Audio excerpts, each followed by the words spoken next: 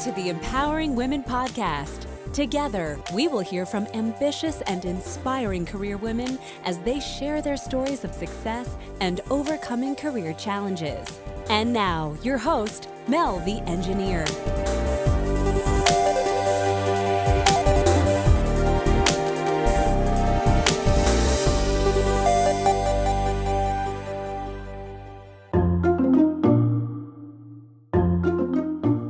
Hello, and welcome to the Empowering Women podcast. I'm your host, Mel, and I'm so glad you could join me today for episode 9 of season 1. Welcome if you're new and joining us for the first time, and if you're a return listener, thank you for joining us again. I especially want to thank you if you've taken the time to give our podcast a rating or review. This helps our team by making the podcast more visible. The more people who find us and become listeners, the more we can continue to produce free, high-quality content for you. So again, thank you. Today, I want to read an iTunes review from DIMC 2019. She writes, quote, "I just finished listening to this podcast and wow, it has been great. Listening to the guests, most recently Kristen Wood, was interesting and inspiring. I loved hearing how she navigated through her career, sometimes by accident, and took on new challenges." Yes, Kristen had a great story and great advice to share. If you didn't hear her episode, go back and check out the earlier episodes when you get the chance. All of our guests are interesting and have unique wisdom to share. Today's guest is no different. On today's show, episode 9, I have a conversation with Taralinda Willis. Taralinda is a tech entrepreneur coming from a non-traditional, non-tech background. Taralinda originally studied kinesiology, which is sort of like exercise science. But after a number of years in construction project management and earning her MBA, Taralinda co-founded a company called Curate, and she's now the CEO. Curate software scans all public municipality meeting agendas and minutes and uses artificial intelligence to process them.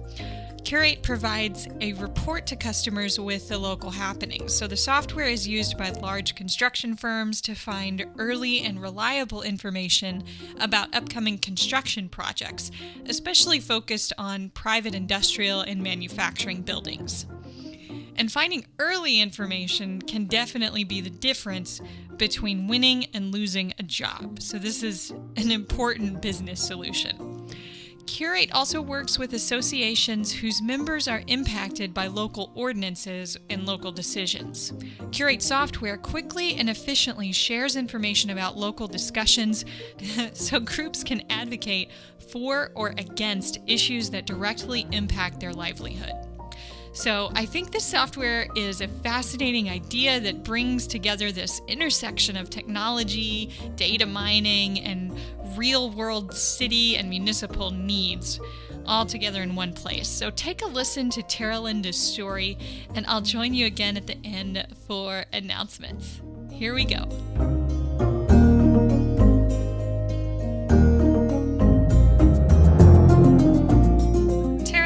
Welcome to the Empowering Women podcast. Thank you so much for joining me. Thanks, Mel. I'm excited to be here and chat with you. Awesome. Well, I would like to start with some questions about your early life. Could you tell us where you grew up? Sure. I moved around a little bit as a kid, but I ended up in Hudson, Wisconsin, close to the Twin Cities area. And what was your family life like? Well, I grew up with mom, dad, and my little sister. My parents met at the Tall Club when they were living on the East Coast. Women have to be, I think, 5'11" and men 6'3". And at 5 feet and 11 inches, I am the shortest in my family. Oh my gosh, wow. So you have several siblings, I take it. They're all taller than you? Yes, my one sister is an inch taller, and she's highly proud of that. Wow. That's a great story. That's such a funny thing I'd never heard of before, the Tall Club. That's interesting. I want to talk about your education a little bit. Could you walk us through a little bit of your education timeline? In particular, why did you pick your undergraduate major and what made you decide to go for an MBA? Sure. So I went to school at UW-Madison, did the full super senior year, graduated in 2010, had a lot of fun in college. My undergrad is in kinesiology with an emphasis in athletic training, which I loved. But at the end of that entire program, I decided that I really didn't want to work for a head coach. I wanted to essentially be a head coach. And so I ended up looking for a different career at the very end of that program, which was a little bit challenging, but things have a way of working out for the best. And then decided to get my MBA. I went to UW Whitewater, which I could get in right away without a lot of business experience because I had a lot to learn. That program took me 3 years to get through. And I decided to go back because I really loved project management. I liked the chaos of it. I liked how fun it was. And that's what I put my time and effort into studying. Okay, so talk to us about the project management work you were doing. Were you doing that while you were earning your MBA, and how did you land that position? Sure. So I was working, well, I got a job right after college working on a construction project, helping with some move-in and some logistics for a large, like $100 million facility called Union South on UW Madison's campus. You might be familiar with it if you're in Madison. As part of that, they had somebody that one of their lead project managers quit halfway through the project, which was really challenging, and asked me to step into that role. Didn't have a lot of formal training, had no formal training in it, but was young enough to and had enough energy to take the role and learn everything I could.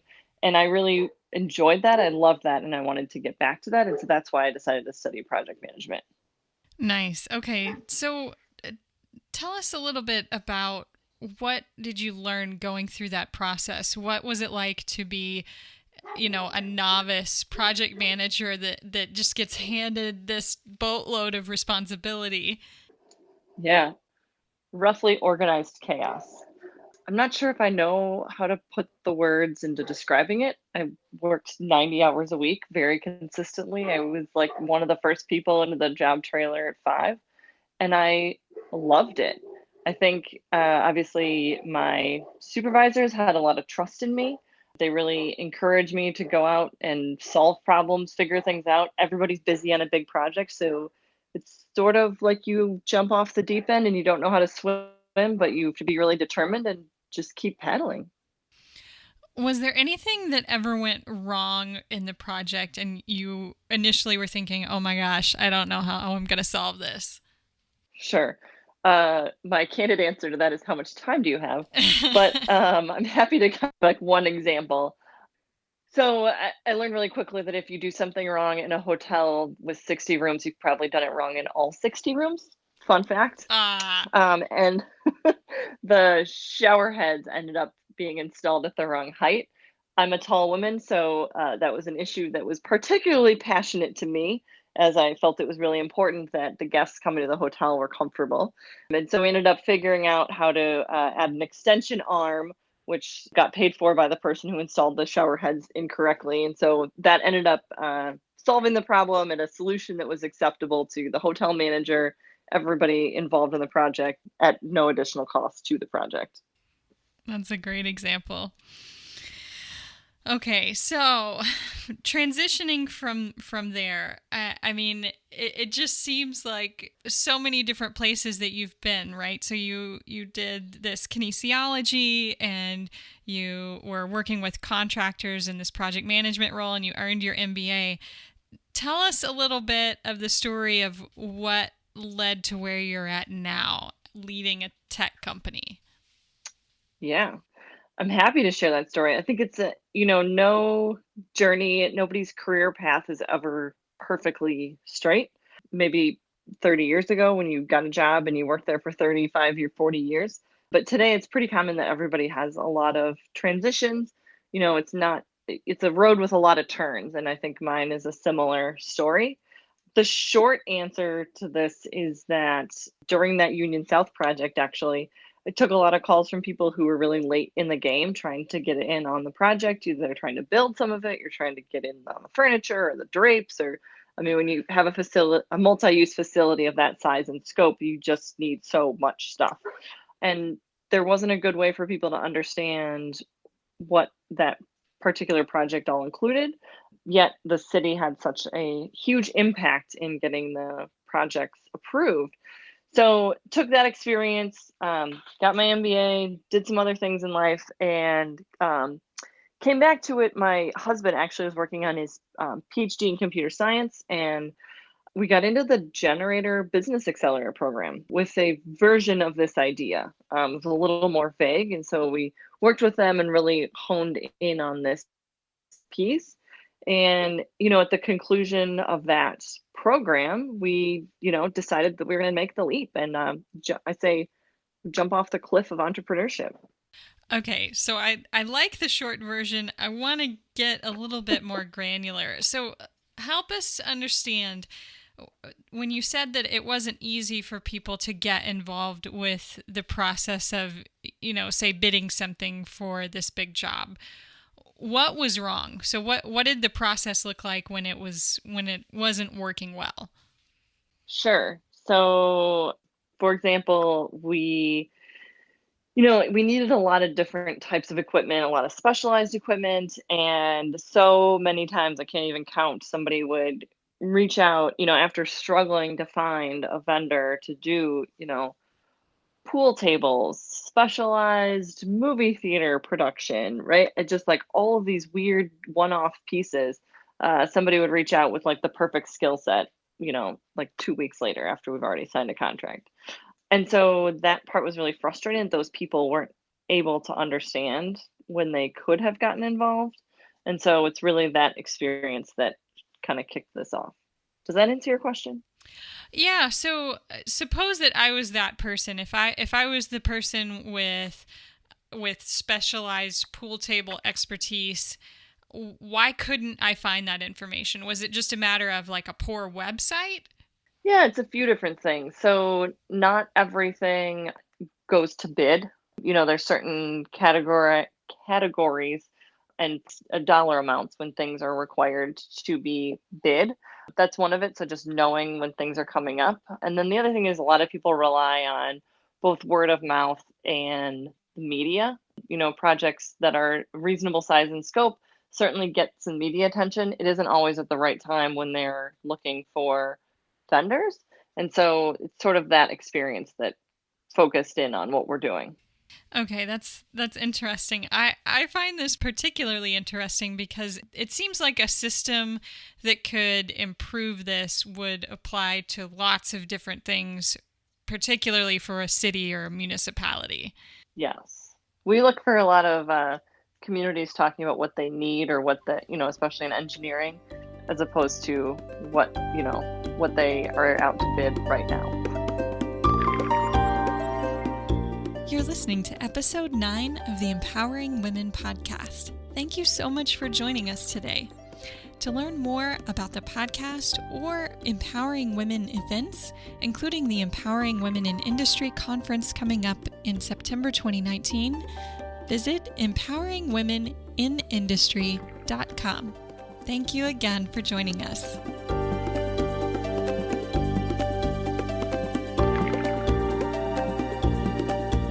Can you share anything about what those early conversations were like? Was this an idea that you had and you took to your husband and kind of had to convince him, or how did that unfold? Sure. So we're kind of a dynamic duo. So my husband, his name's Dale.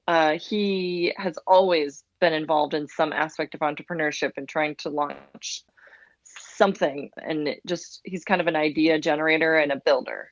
And so as part of that, Generator, the accelerator program recognized that and, really encouraged both of us to participate in the program. the kickoff weekend, Joe Kyrgyz realized that I had a different full-time job, and he convinced me to go in on Monday morning and quit my stable full-time job and to jump off this cliff is what I call it.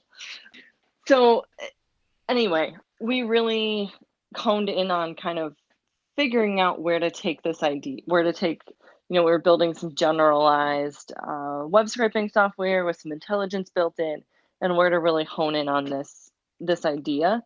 It's expanded much beyond like the construction industry today, but that's our roots, and that's how this got kicked off because of the industry that I knew and was really comfortable in. What types of things has it expanded into? Yeah, so we do quite a bit in the engineering space that's pretty tangential to construction. We work with a lot of businesses and associations who are impacted by the changes in ordinances at municipalities. So we work really closely with lobbying, sometimes is a little bit of a dirty word, but associations who are impacted by a community changing their stormwater regulation, or changing the rules on Airbnb and people's ability to rent their homes, things like that. Fascinating. So who becomes the user in that kind of scenario, like the Airbnb scenario? Yeah, so it's people involved in their government affairs team. Interesting. Okay. I'm trying to get a clear picture of like who's on one side of the software and who's on the other, or the platform, maybe I should call it. Yeah, it's a little bit of an interesting split. Let's talk a little bit about how this experience has been for you leading a company. What are some challenges that maybe you didn't foresee going into leading this company? Oh boy, I feel like that's a loaded question. Certainly, there are challenges. So we're a venture funded company. Team is growing rather quickly. I think a year ago we were at 5, maybe 6, and now there's 14 of us. So really, the challenge has been for me is that my own responsibilities change really quickly. The things that I wasn't able to do myself a year ago, I could do. And watching like everybody's roles are changing all the time in a company that's growing really quickly. And so feeling feeling comfortable with the state, a general state of chaos. How about that? I think that's a challenge. Have you encountered any specific challenges that you would say are being a woman in tech?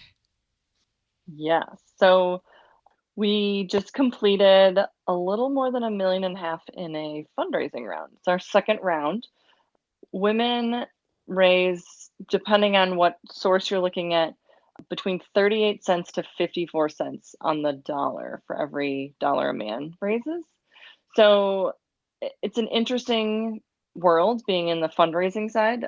It's important to us to fundraise for the business because we want to grow more quickly than we could organically.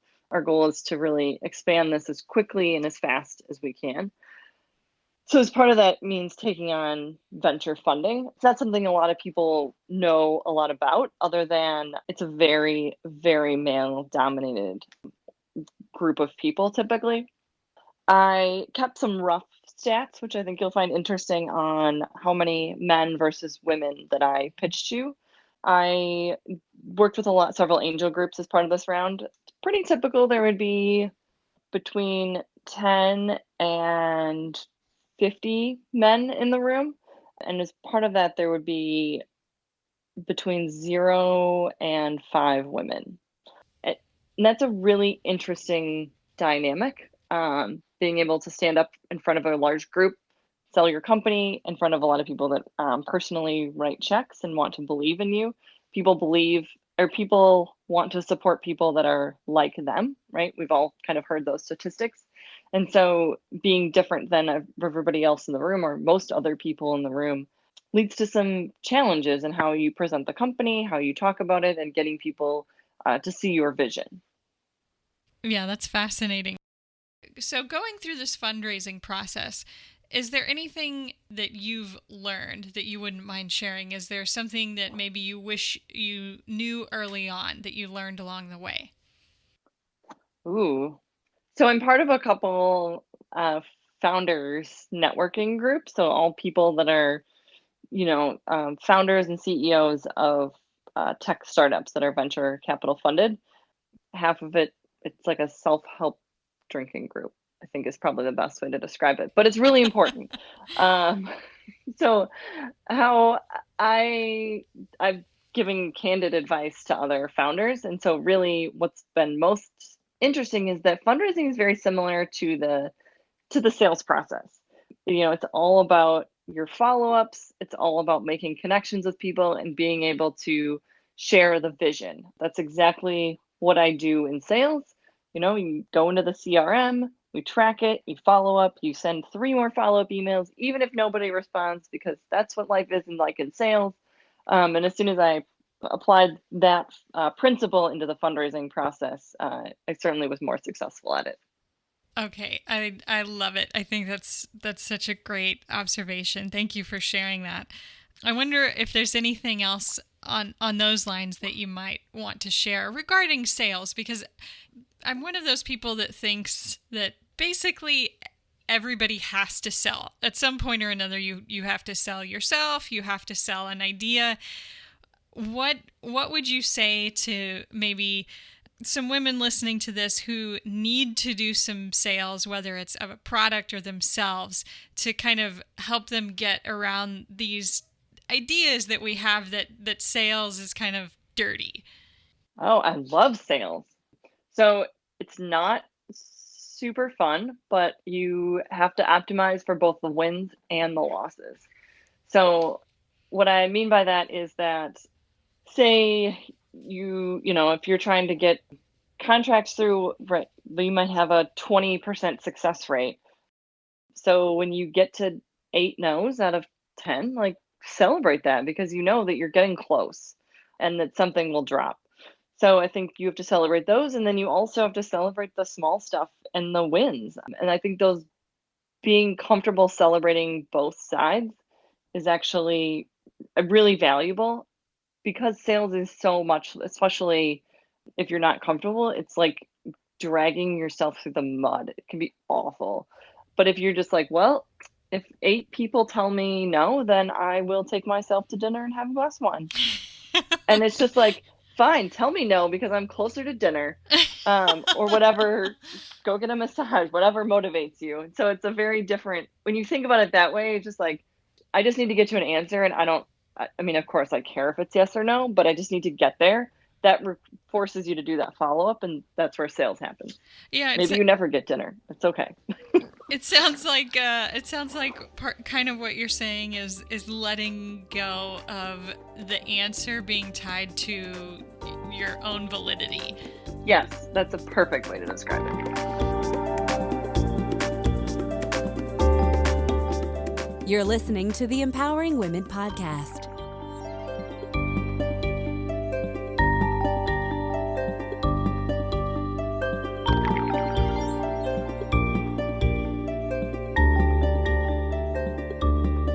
Have you had any particular mentors or advocates along the way that stand out to you? Yes. So building a company takes a village. Like, this is, you're talking to me. I get that I'm the face of this, but so many people have had an incredible impact on me personally, as well as the company, that have made us successful. There's a couple of people I can highlight. I work with the Small Business Development Center, which is loosely tied to the University of Wisconsin-Madison. I have a mentor there that I meet with every 6 weeks who is absolutely fantastic. She gives the best candid advice. If I do something really dumb, as a CEO, your team is unlikely to tell you that whatever you just did was stupid, which is good and bad, right? Because a lot of times you know what's best, and that 1 out of 100 times when you do something dumb, you really need somebody to be like, hey, that was pretty screwed up. And so I have somebody there who I work with really closely, and she looks me in the eye and she's like, you did what? And then you can be like, oh, okay, well, we need to be more efficient in our team meetings. And that means that we're going to replace them with an email sometimes, because actually getting all of us together is a big payroll drain. So it's thinking about things like that and having people like that in your life that are so incredibly valuable. Um, I meet with her really frequently. I have a secret group of other female entrepreneurs that I meet with regularly, and so we can kind of share stories and share tips. And it's important to have people in your life who you can be real with, and that's not it's not like it's all sunshine and puppies running a company, or even being in a male dominated industry. I think it's really valuable to have people you can be like, hey, this happened. Either I'm not sure what to do about it, or I just really need to complain about it and I need somebody to listen. And being able to find your own network of people who are willing to support you as an individual is incredibly valuable. I wonder if you've talked with any women who are in Silicon Valley, and if you feel like your experiences resonate. Do you know what I mean? So it feels like maybe here in Madison, things could be different. We read a lot of articles about the sort of plight of women in tech in Silicon Valley, but I wonder if you've had conversations like that, and what do you hear? Sure. So the generator network has certainly connected me into women from all over the country who come to Madison or Milwaukee for 12 weeks to build their company. We often share pretty similar stories. I think that in larger communities, certainly there's more people overall building companies, or women in tech. And I think that is an interesting space because they then naturally have more of a community. I feel pretty lucky in Madison that I have a decent community that supports me. Some men, some women. So it takes a village, as I said. But I certainly have friends in small towns who don't have anybody in their community. So it really just depends, I think, a little bit on who you are and how you can build your own community. How would you like to see the tech industry change in the coming years? Ooh. So I think well, I know there's a huge push for women in tech, women in STEM. It's an issue I'm obviously very, very passionate about supporting. I honestly would like to see more women feel comfortable in those roles. I think there's a lot of support going into K through 12 schools, getting computer science in. We're talking about making, a computer science department at UW. I think building up those building blocks, but it has to start young, and being able to produce people or women who are really comfortable in a high tech industry. So today, for women listening to this, women who maybe are not in tech, but they're in a male-dominated field, is there any advice that you would share with them on, embracing their power or pursuing their ambition? Yeah, I feel like that's a loaded question. I have many, I guess. It's perfect. So I think that it's important to believe in yourself. I think I don't I don't like stereotyping women because I think overall it can be bad for us as a gender.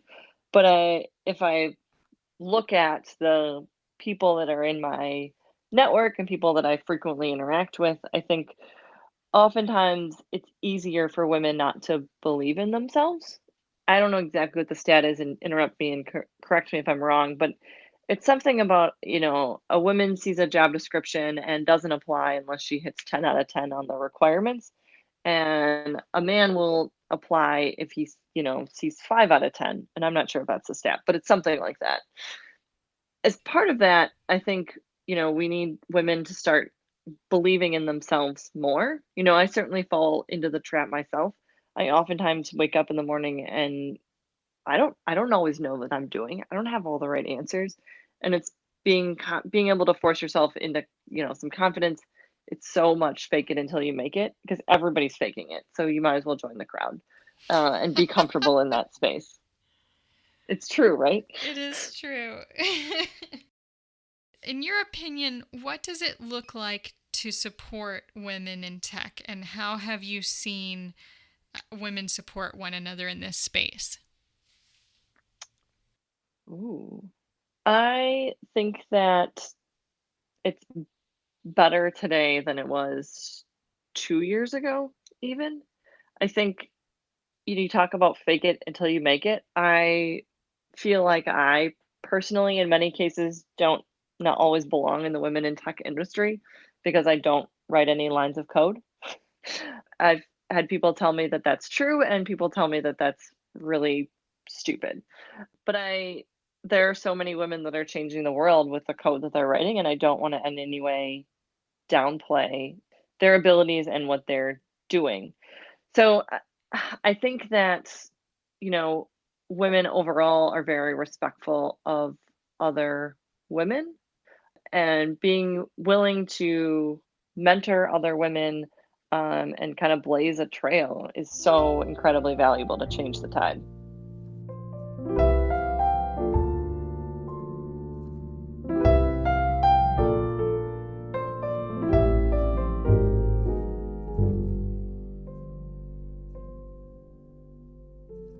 I wonder if there's more you might want to share about your business specifically and your business product specifically.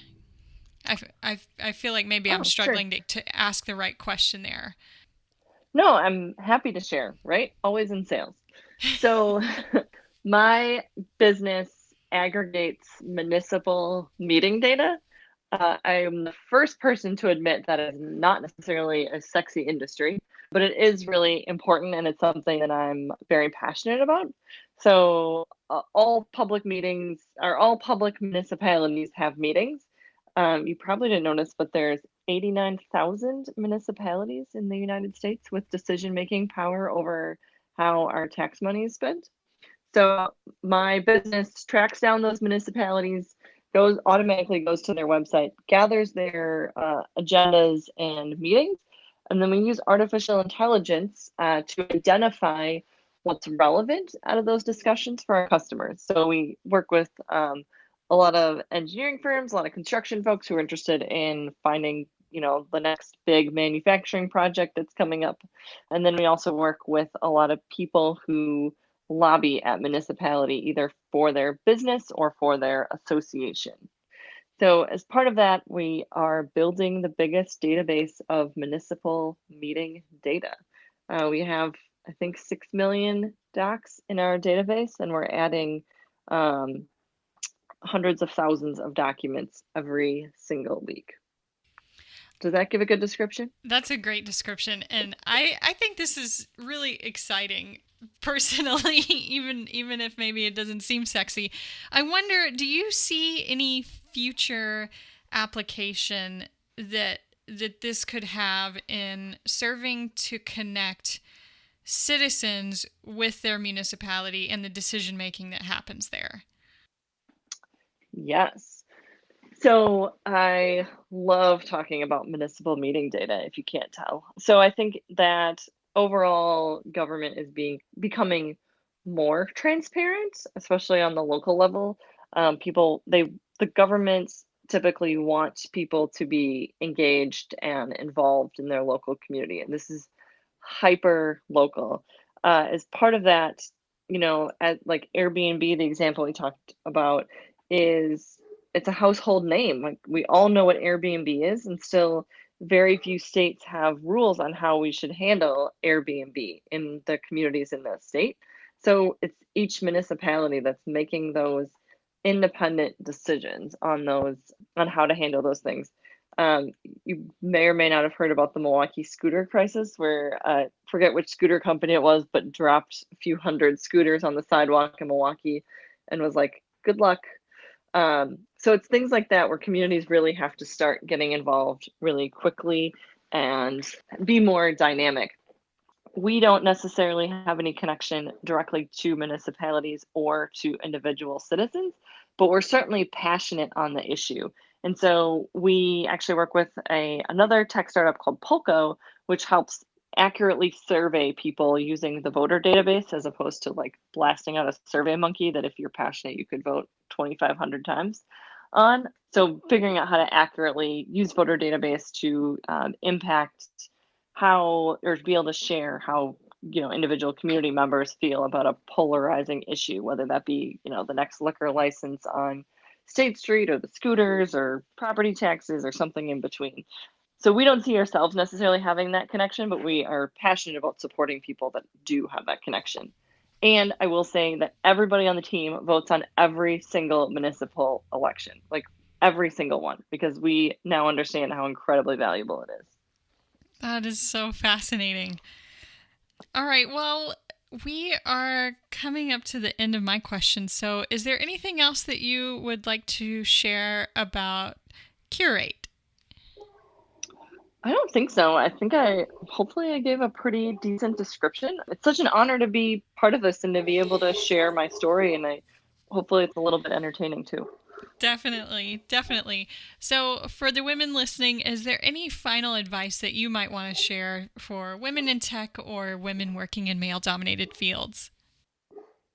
Oh, find good girlfriends you can drink wine with, because everybody has challenges, and I think that being open and honest and transparent with them and just be like, what the heck, is incredibly valuable. When I first started in construction, I got introduced and somebody kind of made a joke about how I was looking for a bigger role on the team initially. And they said, oh, well, I've got a job stripping if you want it. And I was like, beet red. And he didn't even think twice about it. But what he meant was stripping concrete, which is so natural for someone in that industry to say. But it's being now like nothing could make my face red. You've heard it all. And so being able to just roll with the punches and smile and then go have a glass of wine with the right people. Thank you so much, Taralinda, for sharing your insights and your story with us. And where can people find you if they want to learn more about you or Curate? Sure. So Curate's website is Curate Solutions. It's CURATE solutions.com. And then my LinkedIn profile, it's linkedin.com/in/Taralinda Willis. And we'll put links for both of those in the show notes. Awesome. Thanks so much, Mel. Thank you.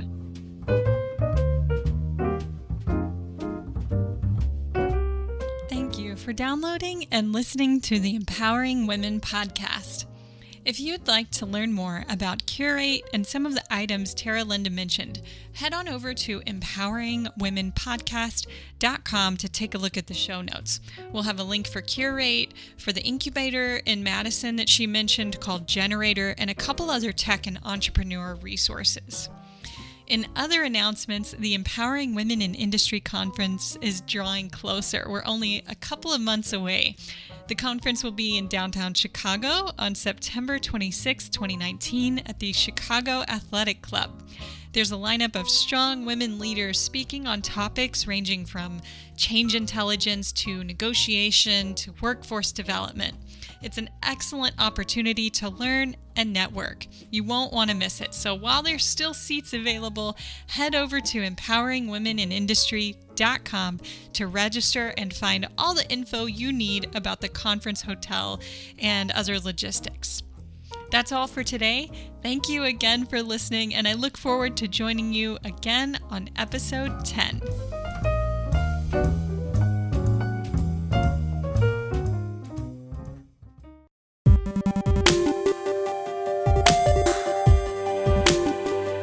Thank you for joining us for an episode of the Empowering Women podcast with Mel the Engineer.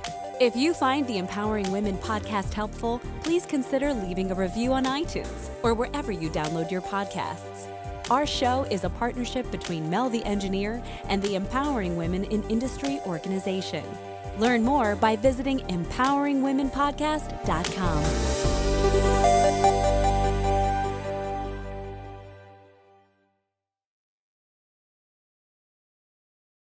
Love that.